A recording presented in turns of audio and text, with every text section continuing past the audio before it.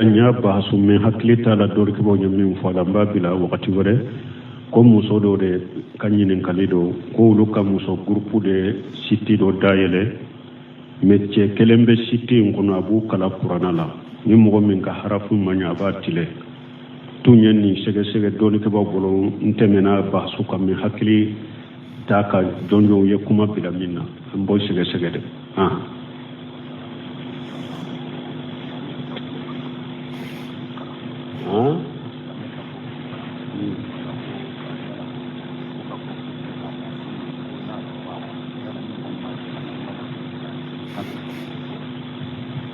ko doko silama ka boksu kala kan nafolo nyene nya be chogodi mo kan nafolo nyene na ku nyede ka boksu kala puruni mo ka bokse ke ni minye ta ni ke ini sara ni teppe lejina daima nyini karanni na almulamakatu almulakaman bokse ube karate abe nyogon bokse ni minye ta ni ke na worita ni nya haramu parce que tiñali min bala kata hadama denya yerema abe nyogon jogi ado be sayere ado yoro do be kari ani fara wori min be min ala ciren ko la sabaqa illa fi salas fil quffi wan nasli wal hafiri ciren ko daga tilonkela mo ka tulonke doke ni min yedda ni ke na worita fo saba ka nyame upila ka nyogonda pour kantrema jahadu kama ni minye danike abe worita ube sow ube e wattege dia ka nyogonda ola ciron ko tagara min tilonke sabade wori kata nyogonda la ni o borala al mulakama munun fulen ni nyogon boksa te daga mo ko ki ka baraye ko be wori ni nay mais ni mo min ko mbakala pour nyire ala ta ko fe ni mo bena bin kambe se ki nyire defa ci ko be basi tala mais akalali ibi yere korosiya kalanto ikana haramu ke akono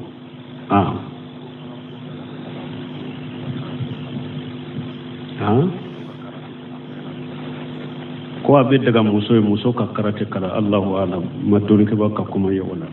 parce que be min fa ye sigi yoro yin ta fi ka kuma sifo kuma min nin te se ka ayira kitabu kono ube ni doni ke baka sahalu ma kuma ka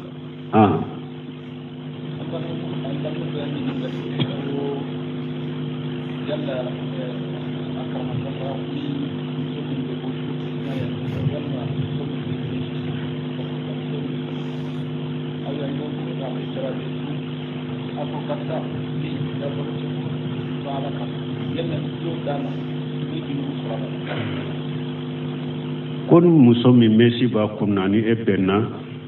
ko ayi deli ko karasa bi ka bolo timbolo mesi ba kuna be daga ikaso o fi kulli kabadi ratibi ajru ci den ko biñe kene de be fengo fe la ni nyuma kay ibe pratiso har kafiri ni harabiyate keletan ni kafir mince ibe nyuma yakay لا ينهاكم الله عن الذين لم يقاتلوكم في الدين ولم يخرجوكم من دياركم أن تبرهم وتقسطوا إليهم إن الله يحب المقسطين ala ko hari kafir munu numa ankele uma mugodde mankele lila uma kabbu ambon kaso kono ala ko le ala tambalanka nyuma ke uduye wa hari kafir min nikele tina chati kele adagare ka nyuma kai janka ninni nya silama de ko mesi ba kunna wata bale ko ite nyuma kai ibe nyuma kai adola yere ni e nyana ma e nyuma kai ni chogola ni ye kunnan ja kai be se ka kunnan ja yere mina ni ye kunnan ja kai be se ka kunnan ja yere mina ibe se ka ke sababu ka bo mesi donela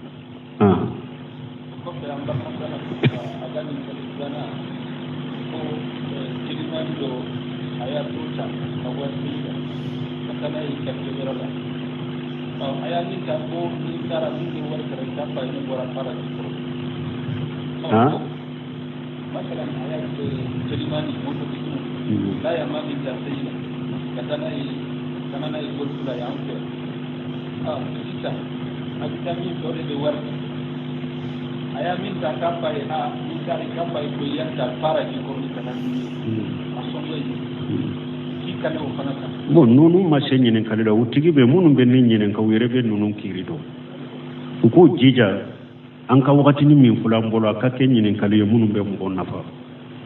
ko mo do re ko ale mu e wa mo do de ta ashena katana yero dola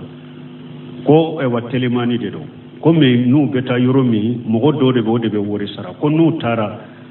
telemani tigi ya leta yoromi akano o ki fo de aka fo de konya atta e wa para jikoroni de ayata ashende la me aka fo ile aka aye aleta para jikoroni ko aka kala ka fona ni ngalonde akal nan nin kama kalan ka yen galon fo na kalira ka kalila galon ka nin tebe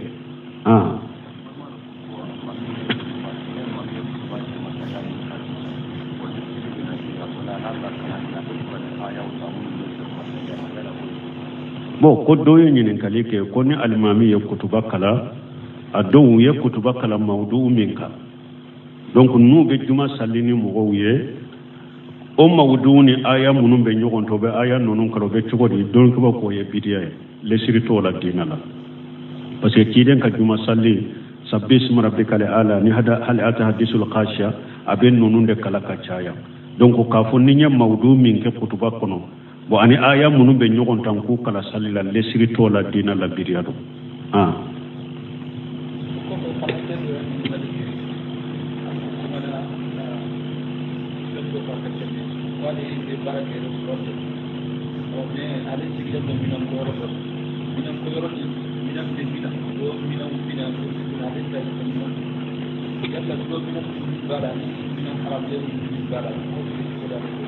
bon ko balma muso do be france ko ale be barake restaurant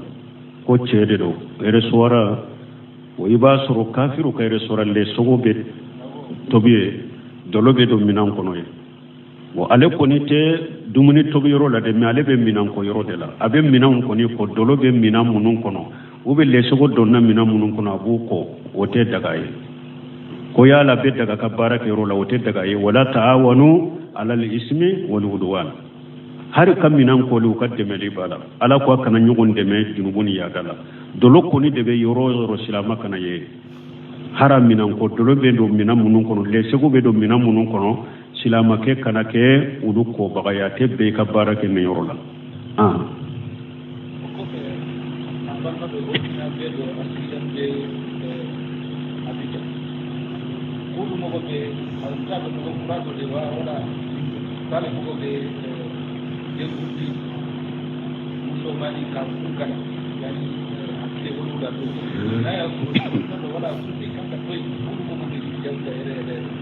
bon ko ni nyinin kalike ko den kundi musomani yala kumbe diuga teddi bon don ke ba nyinin karani na lejina daima de bosilme o lutay nyinin karani na o ko min yedem musoma kuntedi kuma sahalena ko parce que hadisa fula nyuguna de nana den kundi la ko o be yedem kundi o yedem kundi fo yorome che gamire de foray hadisa do kullu khulami murtahinu bi aqiqatihi tujibahu yawma sabihi wa tusamma wa tuhliqu ko ciden ko ewa kamalen komi dence ma ko watoro mudalen be ka denkundi saka foro ko tile wolon fulana ibe saka faga ko ibe denkundi ko kulamu de foraya musoma ma fo kulamu de fora ko yecede ko hadisa fulana sumurata ka hadisa de nana wala al-hasana al-husaini ko ciden nyewunya fatmata nyamara ko kundi ni kun shigi benna hakemina wori jenna ka sarakati ko hadisa kona al-hasana al-husaini de fora nunu nye cewde donc ko hadisa koni munun na den kun kadi hadisa fulan nyogona abeye cefo de fo mamuso kofo ko ola den musoma akunteti ni hadisa koso ani hadisa nyana na rasulullah sallallahu alaihi wasallam an tuhliqa almar'atu rasaha ko cide nye balilike muso kana kundi ko be farani hadisa ko cide nye balilike muso kun kana di ima hari hiju yoro la yoro la muso kun tedi abe bolon ko ni kun hakide mina aturu kerenkere na potige ate kofe ateti donc ko de musoma akunteti lejina daima ulu yeninde jabi de musoma kunteti denche ma de kumbeti awa shaykhain min yashu Abdulaziz ibn Baz ani Sheikh Muhammad ibn Salih Uthaymin rahimahullah ulu fana yenin kuma da kiriya de musoma akunteti wana yasuru darrana n'u ko ninin ko sigi folo ma bɔ a la donc den kun b'a kɛ ka kurukuru ou bien bana dɔ b'a la fo an ka nin bɔ a la de a ko baasi t'a la ni darura nana a bɛ se ka di mais ni darura tɛ den na den musoman kun a kana di mais dɔnnikɛbaa wɛrɛw b'a kan olu ko den musoman n'o cɛman bɛɛ de kun de bɛ di olu y'u ka delila kɛ min ye wa miitu anhu li ajar ko ciren ko a ye nɔgɔ in bɔ den kun na ko o la den cɛmanw den musomanw ko kunsigi fɔlɔ min bi kun kɔnɔ k'o bɛ komi nɔgɔ de ko an b'a di donc dɔnnikɛbaw dɔ taara nin na mais lajina daima libusi limawlistayi an ye Sheikh Abdallah Bumba yani Ibn Usaymin olu ye min giriya min ye denmuso ye a kun tɛ di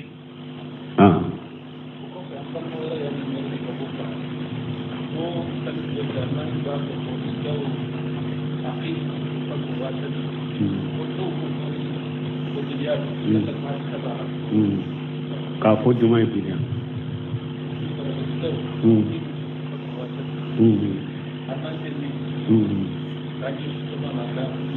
bon nin tɛ bidiya ko dɔw ko ne alimami ni sali jɔra a b'a fɔ istawu wa aqimu sufufakum wa'tadilu ko dɔw ko bidiya ayi o tɛ bidiya dɔnnikɛbaw ko lafuju min ye bidiya istaqimu mais istawu a ye safaw tile wa aqimu sufufakum a ye safaw jɔ k'u tile baasi t'o la mais istaqimu dɔnnikɛbaw dɔw ye nin de tiɲɛ istaqimu a ye tile donc u y'o o de tiɲɛ mais istawu wa aqimu sufufakum n'i ye safa fara kan baasi t'a la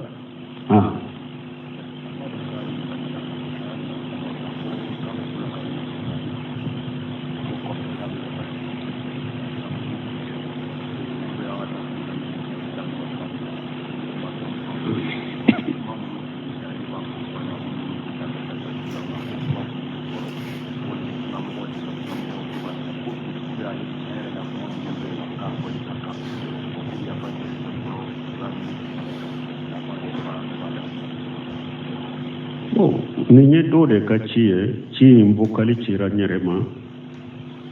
a bɛ kunu ni bi a ci fula de nani ma ko nin ye balimaw dɔw de ye ko a ye bɔkali ci ale ma ka gɛlɛya a bolo fo a ka ci lase ne ma ko tiɲɛ la ne ka derisu fɔlɔw ne bɛ min fɔ sunna ko la n'a ni minnu b'u danbe ka taa sunna karamɔgɔya ma n'a n'u ka kumaw tɛ taa fan kelen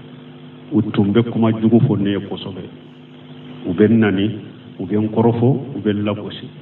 komi sisan olu nana ye ka tiɲɛ ye k'a yira n b'a kɛ ka min fɔ o de ye sababa ye kataw bɛ wo mɔgɔ wɛrɛw de fanfɛla la u bɛ yafa ɲini ne fɛ n ka yafu ma ala kama u bɛ yafa ɲini fɛ n ka yafu ma ala kama u bɛ duwawu kɛ ɲɛ ni sabati ye fana ne y'o fɔ ka kɔrɔ hari o dɔw dawudabunya ɲɔgɔnna lase hari bi dɔ ye arabu n y'a fɔ cogo min k'u ka arabu mutaba arabu karamɔgɔw olu de ma diina fɛɛrɛ diɲɛ ma u ma diina fɛɛrɛ jɔyɔrɔ ma u ma diina fɛɛrɛ tɔgɔ ma sunna karamɔgɔ minnu bɛ arabu la i m'a ye ala ye diina kalifa arabu de la ka jigin u ka kan na ka nunjuru d'u ma ala de bɛ hadamadenw dɔn ne y'a fɔ tiɲɛ joli joli ko ni silamɛya tun kalifarina farafin na sisan n y'a sɔrɔ an y'a fɛɛrɛ ka jifaw dɔn ka wari don an jifa kɔnɔ kasi arabu ka karamɔgɔw filɛ karamɔgɔ ahli sunna wal jamaa ala manhaji salafu salih u ma nin diina falen foyi la u ma falen jɔyɔrɔ la u ma falen tɔgɔ la u t'a falen tanuni la ala t'a ciden ta a bɛnna min na filɛ a ma bɛn min na u ma kɔsi ta la u ye ninnu da a fɛ k'u ka nafolo don a da fɛ ka fɛn bɛɛ d'a ma o de y'a to ko a ka arabu kan kalan sunna karamɔgɔ arabu a k'u lamɛn a dɔw ye sulemani rohili a y'a ka video de ci ma ka sɛbɛnni sɛbɛn kan a ko n b'a ɲini fɛ ala kama i ka yafa ma nin filɛ ka kiiri min fɔ e delila k'a ɲɔgɔnna fɔ ne y'i kɔrɔfɔ mais n y'a dɔn ja i ta in de ye tiɲɛ ye n b'a ɲini fɛ ala kama n y'i ka kɔrɔfɔli min kɛ i ka yafa ma ala kama kunu ni bi a fila de nani a sabanan de filɛ nin ye o y'a sɔrɔ o don dawudabu dɔw y'a ci ɲɔgɔnna nati ne ye min jaabi n ko ne bɛ diina in na ala ka diina bɛ senbentiya cogo min de ciidan ka sunna bɛ bange cogo min ala faamu salafu salih laɲini si tɛ ne la ni o tɛ no be bange hari ni ne kan na de ni ka ko foro de ma ko si tola tawanya fara pema mo yenen nani de kan ne la gosi de ko nye tinya de fo ne dina de bange ala ka ya fanne ni bema nya farima pew be ala deli dura la ka tinya yira bela o de kan la ni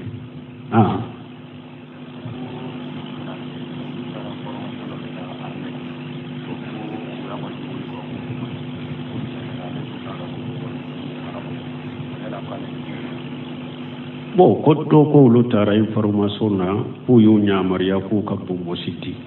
ko le tunta do bumbo siti ya haramu ya da ba ke chomi bo ala te mo mina ni penye ite mindo aya doli min ke ko bumbo siti le harami akana bumbo siti tuni mi adili min kera ka sura le ta do de ko haramu ya ala ta mina noy wa alaikum salam salafu salihu ye ta ciden yɛrɛ la n'a ka sebon salafu kɔrɔ yɛrɛ salafu yɛrɛ lugha la min tɛmɛna e ɲɛ wa jalinahum salafa wa masala lil akharin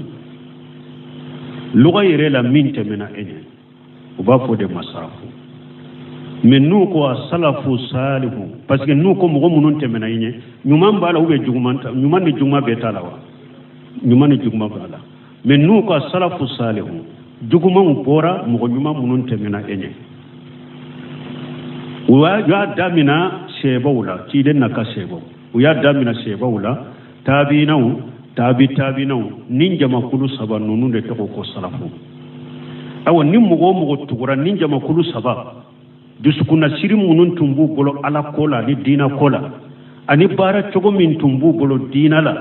ni mɔgɔ o mɔgɔ tugur'u ko k'u ka taabolo mina ka u nɔ mina e fana tɔgɔ ye salafu ye n'i ka tugu ɲɔgɔnya ye mɔgɔ tɛ se ka kɛ salafu ye jamana mais i bɛ se ka kɛ salafu ye bil itiba e fana ye salafu ye n'i ka tugu ɲɔgɔnya ye n'i tugur'u ka sira kɔ i tugunaw ka taabolo kɔ e fana kɛra salafu ye n'i ka tugu ɲɔgɔnya ye donc salafu ye nin jamakulu saba de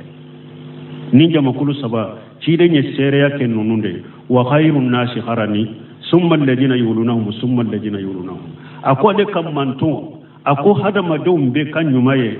ale ka jama de sɛbaw a ko ni o bɔra yen minnu tugulen bɛ sɛbaw ka taabinaw a ko ani minnu tugulen minnu fana ka taabina nin jamakulu saba de salafu ye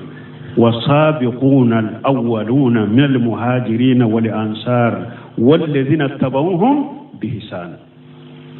ألا يفك سورة كنو والسابقون الأولون من المهاجرين والأنصار ويجون سيبوا والذين اتبعوهم بإحسان أو مغمغ تغروك بإحسان بإتقال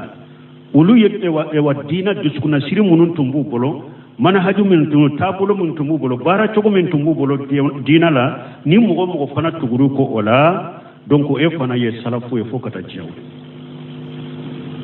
e fana ye salafu ye fokata jiyaw donc salafiya ye linde awa dina fana da qur'ana ni ba korofo ka delila ka nay ko dola aka sura benin jamakulu sabade ka famuka hadisa ni ba fo ka delila ke nay dina la aka sura benin jamakulu sabaka famuka mogo te qur'ana ayata ko ibe delila ke ni yere ka haklinay o fana delila e munye ka fo e kana odi ya so sheikhul islam ibn taymiya ko akuni mogo ye kuma do fo ni yere ye kuma min ni e matugu sheba ko ola akoy yere ka do yi katawra har ni ka kuma benna sabama akoni mogo ya miri be se ka kuma do fu dina la kuma min be se ka ke derela dina la ima tugu seba ko akoy yere ka do be katawla har ni ka kuma benna sababa ala de seba yira mogo la amma ko aya ko sisa wasabiquna alawwaluna min almuhajirin wal ansar والذين تبعوهم آية وركنا لكم ومن يساغق الرسول من بعد ما تبين له الهدى ويتبع غير سبيل المؤمنين نوله ما تولى ونسله جهنم وساءت مصيرا سلفوا فريان فنا ala ko ni mogo ye ciden soso tinya bangalen ko fe iye mu'minu benna kam min ke siraye ka ke tabule e ye ulu soso ki ka damana sira boyire ala ko ye sira min bomboto mbito sira bolode me la garam bi fili jannaba ko mu'minu yo jonye sebo tabinau tabinau ala ko nin jama kulu sabab benna min kan ni e ko ni yodo bila ko soso e ye sira min tanne ala bi to kam min bi fili jannaba ko ciden fana ko innahu man ya'isu minkum fasayara ikhtilafan kaseera fa alaykum bi sunnati wa sunnati al-khulafa ar-rashidin al-mahdiyyin min ba'di addu alayhi bin nawajis ila akhir al-hadith ciden ko dono la sebo ma ko ni mo min ye cidan sur awla ibena fonko nyonya chama nye dina ko sosoli chama de ibena ye dina ko men nay sosoli donna dina ko nay sosoli chama ye dina ko fa alaykum bi sunnati o wakati ayenne ka sunnata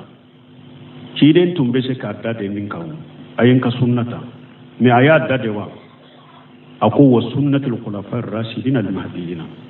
puru kayranna puru ka ciden ka sunnata ka barake naye fo ka barake na fora shebo de ulu de be ciden no fe unya bala akuma to una be nyogon fe ulu de ba ka kuma ulanyina korodo ka tefeka donc ni ebe barake ni ciden ka hadisa minye barake naye nunu nya famu chogomede akera ulude nyana fora ulude oda to ko sunnatul khulafa rasidina pour ka sebo yira ila sebo unyemo ye jonye khulafa rasidina sebo unyema ye khulafa rasidina yede khulafa rasidina nyira na ila munna pour unim uka jamato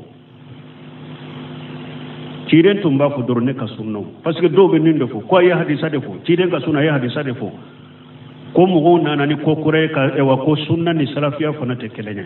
ni e ye delilata ni qur'ana ka delilata ni ciden ka hadisa ate sebo ka fabuka i ka sunna to ka jeke